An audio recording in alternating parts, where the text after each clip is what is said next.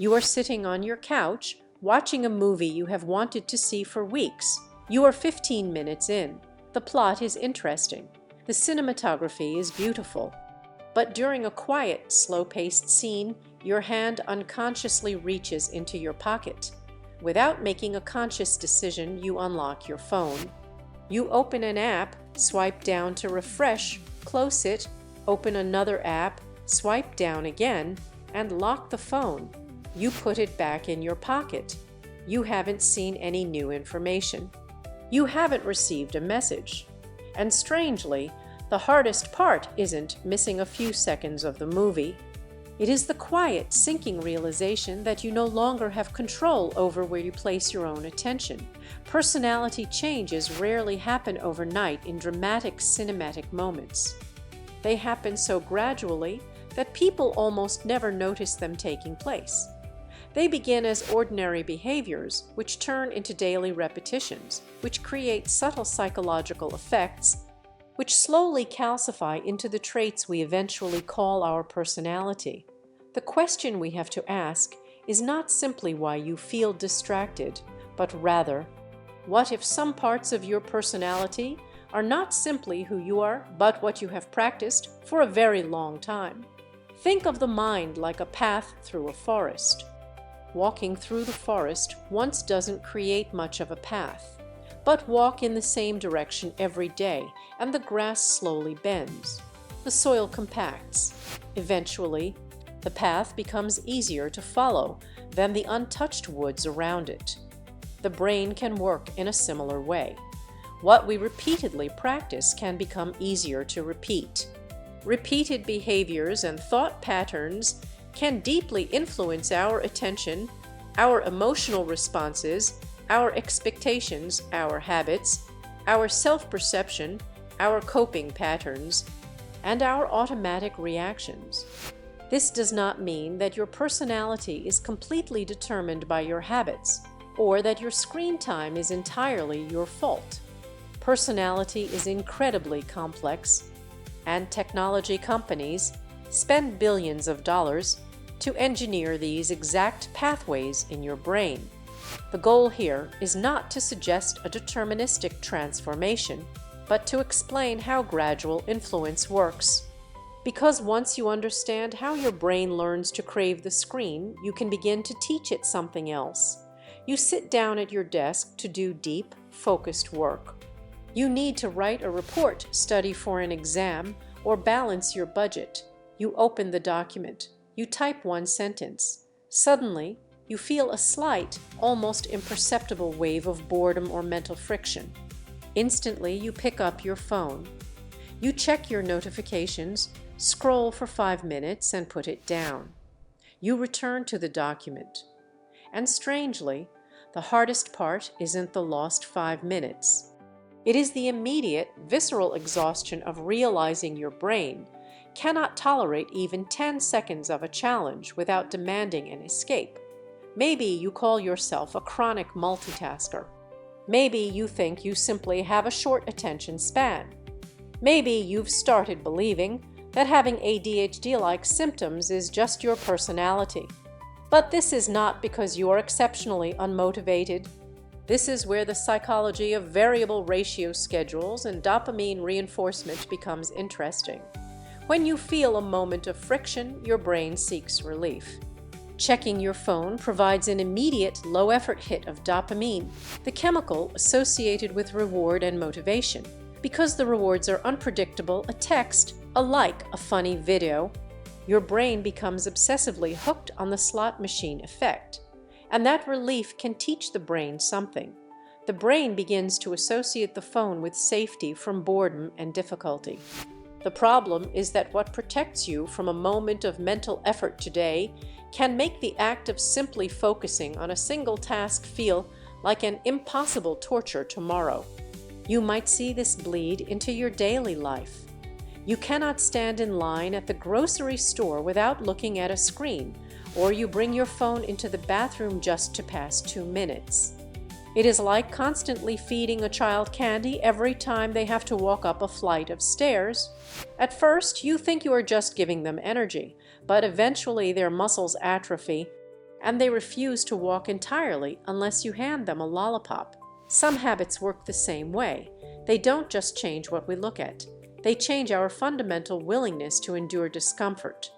If you repeatedly reach for your phone to escape friction, you may gradually become more comfortable with distraction than deep engagement. If you repeatedly train your brain to expect a reward every 10 seconds, sustained focus may begin to feel less like a normal cognitive state and more like a physical punishment. If you repeatedly practice abandoning hard tasks for easy scrolling, the ability to do difficult things may be lost to you forever. The habit isn't necessarily bad. It may have provided a necessary distraction during incredibly stressful periods of your life. The problem begins when the strategy that once protected you becomes the only strategy you know. What does this habit give you today? And what might it cost you tomorrow? Maybe you are not naturally incapable of focusing. Maybe you've simply trained yourself to use the screen as a respectable excuse to avoid the terrifying vulnerability of sitting with a difficult thought. What have you been practicing without realizing it? And if you practiced leaving your phone in another room while working for the next year, what might become easier? You are having dinner with a friend you haven't seen in months. They are telling you a deeply personal story about their life. You are nodding and making eye contact. But your phone is sitting face up on the table next to your plate. The screen suddenly lights up with a notification. Your eyes dart to the screen mid-sentence. You read the preview of the message. You look back at your friend. And strangely, the hardest part isn't the interruption itself.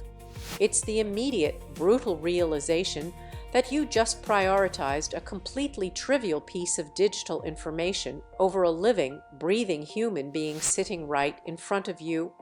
Maybe you call yourself highly connected. Maybe you think you simply need to be available in case of an emergency. Maybe you've started believing that being easily distracted in conversations is just your personality. But this is not because you naturally lack empathy. This is where the psychology of the mere presence effect and divided attention becomes profoundly relevant. Studies show that simply having a smartphone visible on a table, even if it is turned off, significantly reduces the quality of a conversation and the level of empathy exchanged. Anticipating a notification creates an immediate, low-level state of cognitive load. And that anticipation can teach the brain something. The brain begins to associate human connection with a split focus. The problem is that what keeps you connected to the digital world today can completely destroy your ability to be present in the real world tomorrow. You might find yourself half listening to your partner while scrolling through social media or bringing your phone to the dinner table every single night. It is like trying to have an intimate conversation with someone while a loud television plays a completely different movie in the background. At first, you think you can tune it out, but eventually you miss the most important lines of the dialogue. Some habits work the same way. They don't just change where we look. They change how we define the inherent value of our relationships. If you repeatedly place your phone between yourself and others, you may gradually become more comfortable with shallow interactions than deep intimacy. If you repeatedly let notifications dictate your eye contact, being fully present may begin to feel less like a baseline state and more like an exhausting performance. If you repeatedly practice splitting your attention, true connection may be lost to you forever. The habit isn't necessarily bad. It may have kept you safe in situations where you needed an easy out from uncomfortable social dynamics. The problem begins when the strategy that once protected you becomes the only strategy you know. What does this habit give you today, and what might it cost you tomorrow? Maybe you are not naturally disconnected. Maybe you've practiced preemptively splitting your attention so no one gets the chance to demand your full emotional capacity. What have you been practicing without realizing it? And if you practiced leaving your phone in your pocket during every conversation for the next year, what might become easier? Notice what is happening here. None of these behaviors look powerful. They look like modern convenience. They look like normal life. That's precisely why they are powerful. The things that shape us are not always dramatic. Sometimes they are the things we repeat so often, disguised as necessities, that we stop noticing them entirely. By this point, you might be noticing something uncomfortable. Most of these behaviors, the scrolling, the checking, the swiping, don't feel like decisions anymore. They feel like you. That's the strange thing about repetition. At first, you choose the behavior. Eventually, the behavior can begin choosing for you. But a habit can influence your personality without defining your identity. And recognizing a pattern is not a reason to shame yourself. It is a reason to become more conscious of it. You wake up in the morning. Before you stretch, before you get out of bed, before your feet even touch the floor, you reach for the nightstand. You grab your phone. You immediately open social media or the news. Within 30 seconds of waking, you are flooded with images of other people's perfect lives, global tragedies, and political outrage. And strangely, the hardest part isn't the negative news. It's the terrifying suspicion that you are intentionally starting your day by letting thousands of strangers dictate your emotional baseline before you have even had a chance to choose it for yourself. Maybe you call yourself informed. Maybe you think you're simply waking up your brain and catching up on the world. Maybe you've started believing that waking up anxious is just your personality. But this is not because you are exceptionally engaged with reality. This is where the psychology of social comparison and the morning cortisol spike comes into play. Upon waking, your brain shifts from delta and theta waves to the more alert alpha and beta states, making it highly suggestible. Flooding it with external stimuli immediately triggers an artificial spike in cortisol and adrenaline. And that spike can teach the brain something. The brain begins to associate waking up with an immediate need for external validation or threat detection. The problem is that what makes you feel caught up today can completely divorce you from your own internal peace tomorrow. You might check your phone the second you open your eyes, or read work emails while you are still lying on your pillow. It is like opening your front door the moment you wake up and inviting 100 shouting strangers into your bedroom to yell at you while you try to get dressed. At first, you think you are just being hospitable, but eventually you have no privacy left in your own home. Some habits work the same way. They don't just change our morning routines. They change how we define our own psychological sovereignty. If you repeatedly give the first moments of your day to your phone, you may gradually become more comfortable with reactivity than intentionality. If you repeatedly let the algorithm set your mood, emotional regulation may begin to feel less like a personal skill and more like an impossible task. If you repeatedly practice outsourcing your morning peace, owning your own mind may feel like a lost cause. The habit isn't necessarily bad. It may have kept you informed in a genuinely unpredictable environment where missing an update felt dangerous. The problem begins when the strategy that once protected you becomes the only strategy you know. What does this habit give you today? And what might it cost you tomorrow? Maybe you don't actually need to know what everyone else is doing at 7 a.m. Maybe you've aggressively practiced using your phone as a respectable excuse to avoid the vulnerability of sitting quietly with your own morning thoughts. What if some of the things you call your personality are simply patterns that have been repeated long enough to feel permanent? What have you been practicing without realizing it? And if you practiced waiting just 30 minutes after waking up to look at a screen for the next year, what might become easier? You are lying in bed at night, exhausted. You know you need to sleep. You have to be up early, but you are caught in an endless doom scroll. You swipe past videos of recipes, political arguments, and dance trends. You don't even like the content anymore. Your eyes are heavy, your thumb aches, but you literally cannot stop. And strangely, the hardest part isn't the sleep deprivation. It's the heartbreaking realization that you are desperately using an illuminated piece of glass to avoid closing your eyes and being alone with yourself in the dark. Maybe you call it winding down. Maybe you think you simply have insomnia and need the distraction to fall asleep. Maybe you've started believing that being a night owl is just your personality. But this is not because you naturally hate sleep. This is where the psychology of experiential avoidance and the suppression of the default mode network becomes relevant. Throughout the day, we are so busy that we rarely process our deeper emotions. When we lie down to sleep, the brain's default mode network activates, bringing unresolved thoughts to the surface. Scrolling creates an immediate, massive numbing effect against those thoughts. And that numbing can teach the brain something. The brain begins to associate the phone with the suppression of existential anxiety. The problem is that what keeps the scary thoughts at bay today guarantees chronic, internal exhaustion tomorrow. You might stay up until 2 a.m. watching videos you will never remember, or fall asleep with a podcast playing so you don't have to hear silence. Imagine taking a sledgehammer to the dashboard of your car just to smash the check engine light. It certainly stops the light from flashing, but the engine is still failing. The repetition has become automatic. Some habits work the same way. They don't just change how we fall asleep. They change how we view our fundamental right to process our own lives. If you repeatedly use your phone to avoid your own thoughts, you may gradually become more comfortable with numbness than self-awareness. If you repeatedly view silence as a danger, getting rest may begin to feel less like a bodily need and more like an emotional threat.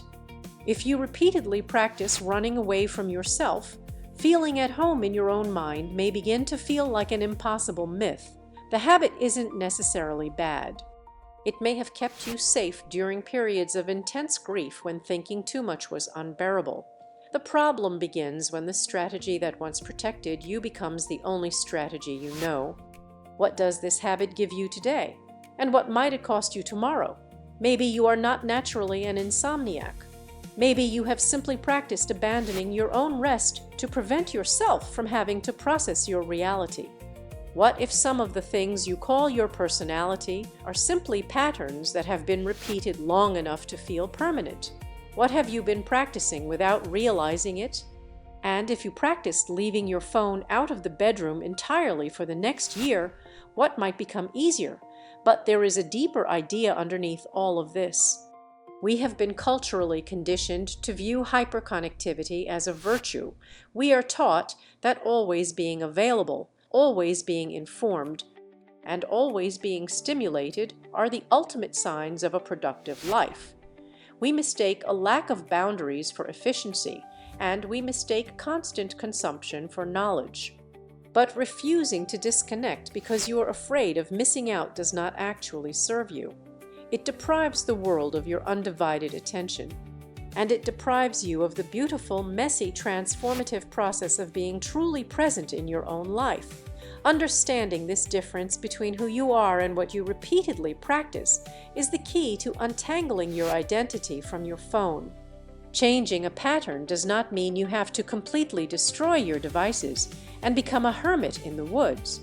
It does not mean you have to become unreachable or ignorant of the world.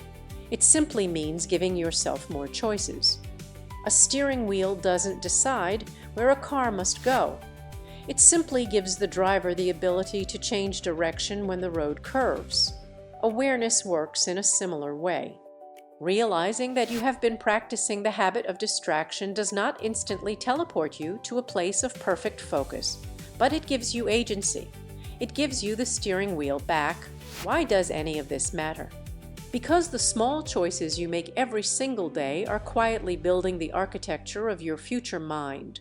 One day doesn't define you. One lost hour of scrolling doesn't define you. One distracted conversation doesn't define you. One bad habit doesn't define you. But what you repeatedly return to deserves your attention. The small, quiet ways you escape boredom, the subtle ways you divide your presence, the invisible ways you numb your own thoughts, these are not insignificant simply because they are small. They are repeated, and repetition accumulates into a life. What are you practicing becoming? When you look at the life you have built and the focus you have quietly given away, are you practicing distraction or are you practicing presence? You are allowed to unplug. You are allowed to be bored. You are allowed to reclaim your own mind, because perhaps the person you become isn't decided in one dramatic, flawless moment of finally putting the phone down forever. Perhaps they are being shaped quietly, gently, and inevitably. In the things you do again tomorrow,